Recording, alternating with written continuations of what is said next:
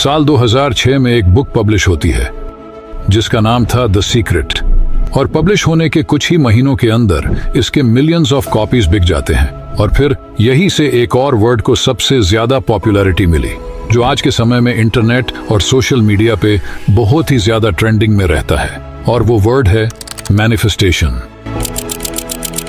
अगर आप law of attraction और सबकॉन्शियस माइंड के बारे में जानते हैं तो आप मैनिफेस्टेशन के बारे में जानते ही होंगे।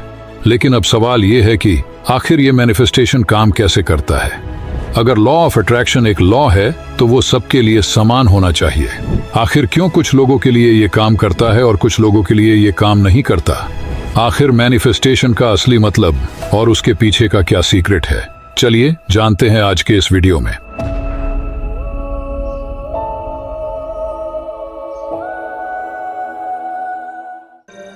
सबसे पहले तो ये जान लेते हैं कि मैनिफेस्टेशन का मतलब क्या होता है।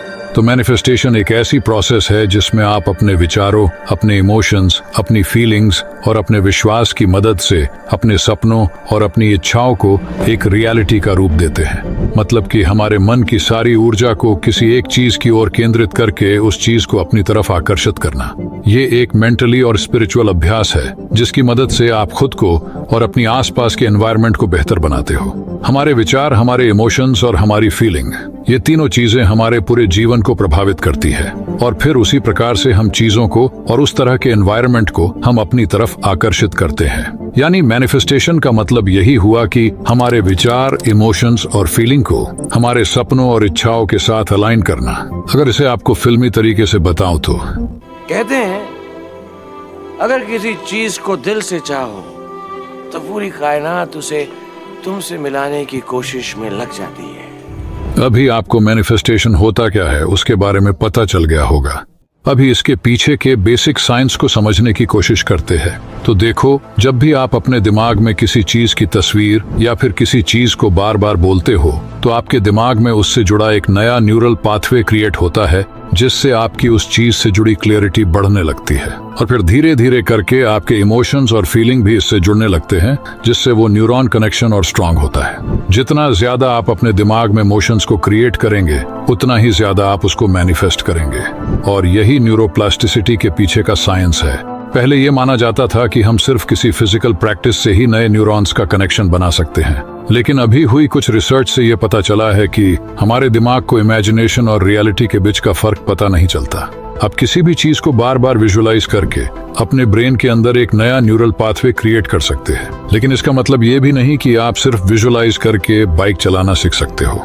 विजुअलाइजेशन सिर्फ आपको उस चीज को समझने में और आपके दिमाग की क्लैरिटी के लिए है। उससे आपके दिमाग को ये पता चल पाए कि आपको किस चीज को ज्यादा प्रायोरिटी देनी है, और इससे आपका दिमाग उस चीज से रिलेटेड सभी चीजों को अब्सॉर्ब कर पाए और आपको उस चीज तक पहुंचने की नई नई अपॉर्चुनिटी दिखा पाए।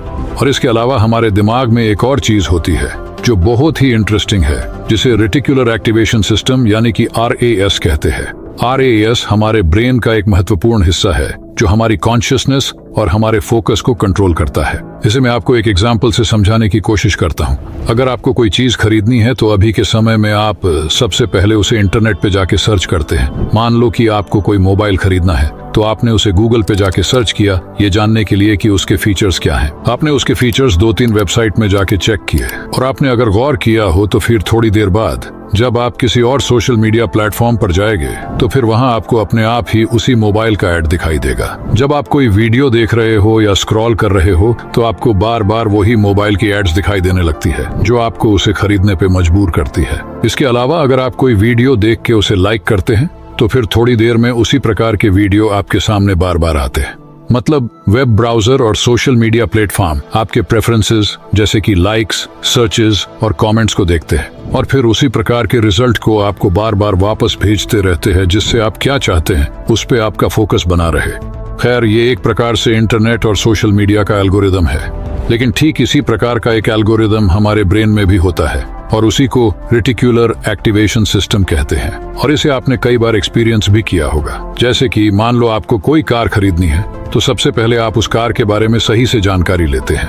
आप उसकी पूरी डिटेल के बारे में जानते हो, और फिर जब आप कहीं भी रास्ते में आ जा रहे हो तो आपको वही कार बार बार देखने को मिलती है, जैसे रोड पे कहीं बैनर या पोस्टर में।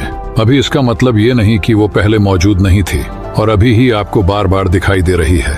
इसका मतलब ये हुआ कि आपने उस कार के बारे में अच्छे से जाना है, उसको कई बार अनजाने में ही आपने विजुअलाइज भी किया है और इसीलिए आपके RAS ने उसको आपकी प्रायोरिटी बना लिया है। और इसीलिए रास्ते में जा रही सभी कार्स को इग्नोर करके आपका RAS सिर्फ उसी कार पे फोकस करता है, जिससे आपको ऐसा लगता है कि आपको वही कार बार बार दिख रही है।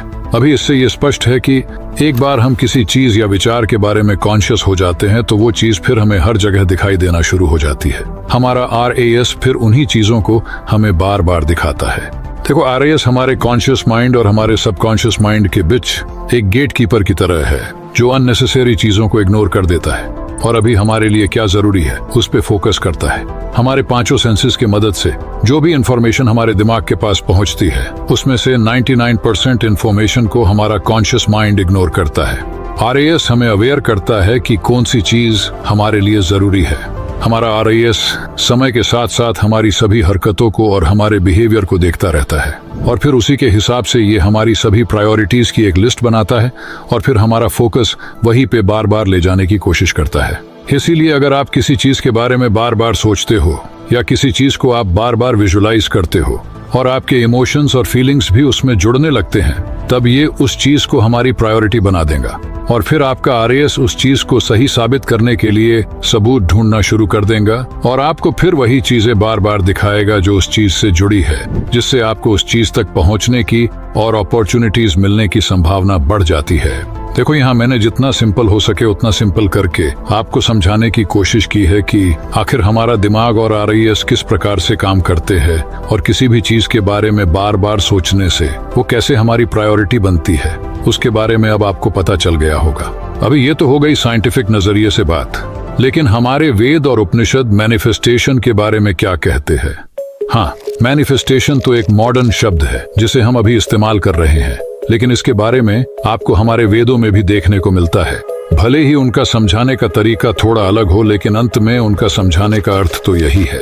आप वही हैं जो आपकी गहरी इच्छाएं हैं। जैसी आपकी इच्छा है वैसी आपकी वासना है, जैसी आपकी वासना है वैसा आपका कर्म है और जैसा आपका कर्म है वैसा आपका भाग्य है। ये बात बृहदारण्यक उपनिषद में लिखी हुई है और अगर आप इसको ध्यान से समझने की कोशिश करोगे तो ये बात हमें सीधे सीधे लॉ ऑफ अट्रैक्शन और मैनिफेस्टेशन की ओर इशारा कर रही है। देखो, जब से हमने इस दुनिया में जन्म लिया है तब से हम ही हमारी दुनिया के क्रिएटर है। हमारा इस दुनिया में जन्म तो सिर्फ एक इफेक्ट है, लेकिन हमारी इच्छाएं इस दुनिया में रहने का कारण। जन्म के तुरंत बाद ही हमारे अंदर अनगिनत इच्छाएं पैदा होने लगती है और इन्हीं इच्छाओं की वजह से इंसान खुद का जो ट्रू नेचर है उसे भूल जाता है। इंसान का ट्रू नेचर है परम आनंद, लेकिन वो इन इच्छाओं के पीछे भागने में इस परम आनंद को ही खो बैठता है। इसीलिए सबसे पहले आपका जो ट्रू नेचर है उसे जानने की कोशिश करो, मतलब कि आप खुद कौन हो और आपके अंदर का जो डीप ड्राइविंग डिजायर यानी कि आपकी गहरी प्रेरक इच्छा क्या है उसे जानने की कोशिश करो,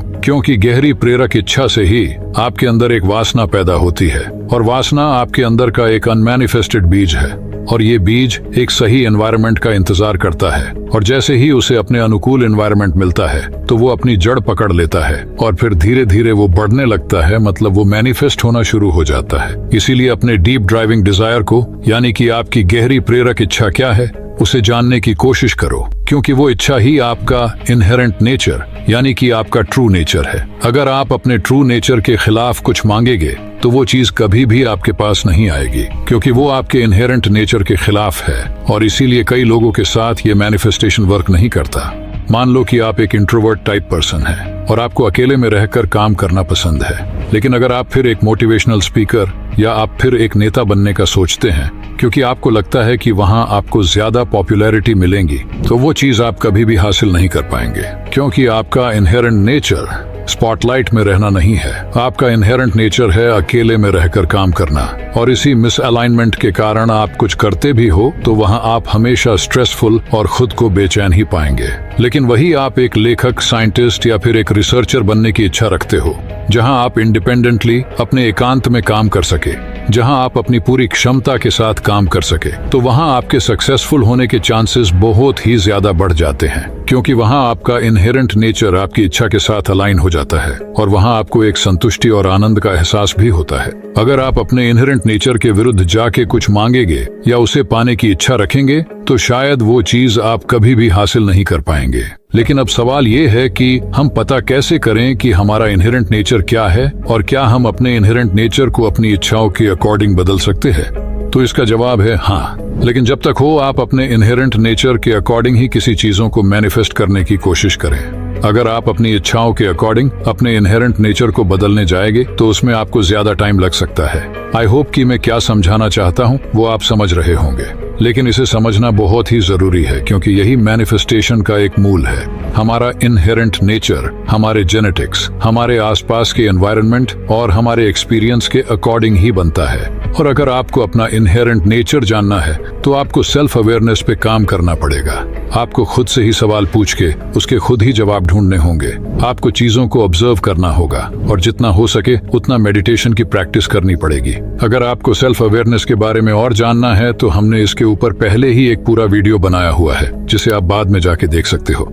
यहाँ मैंने जितना सिंपल हो सके उतना सिंपल करके बताने की कोशिश की है, ताकि आप मैनिफेस्टेशन को पूरी तरह से जान पाओ। और आपको शायद ये सवाल का भी जवाब मिल गया होगा कि कुछ लोगों के लिए ये काम क्यों नहीं करता। अगर आपका इनहेरेंट नेचर नेगेटिव होगा तो आपके साथ हमेशा बुरा ही होगा, और अगर आपका इनहेरेंट नेचर पॉजिटिव होगा तो आपके साथ हमेशा अच्छा ही होगा। इसके लिए सबसे जरूरी है हमारी सेल्फ टॉक।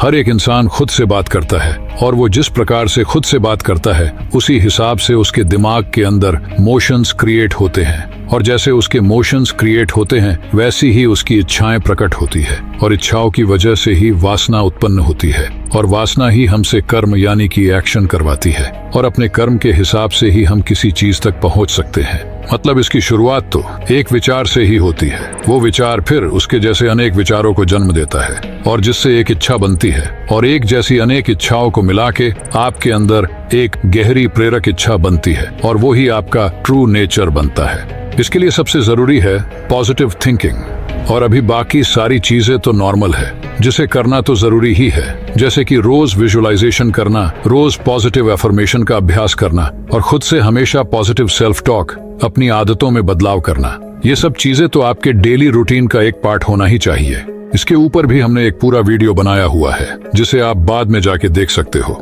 लेकिन आपके लिए ये जानना जरूरी था कि आखिर मैनिफेस्टेशन वर्क कैसे करता है। हम में से ज्यादातर लोग हमारे इनहेरेंट नेचर को जाने बिना ही चीजों को मैनिफेस्ट करना शुरू कर देते हैं, जबकि सबसे पहले आपको खुद को जानना होगा, और आप किस चीज के लिए बने हैं उसे जानना होगा।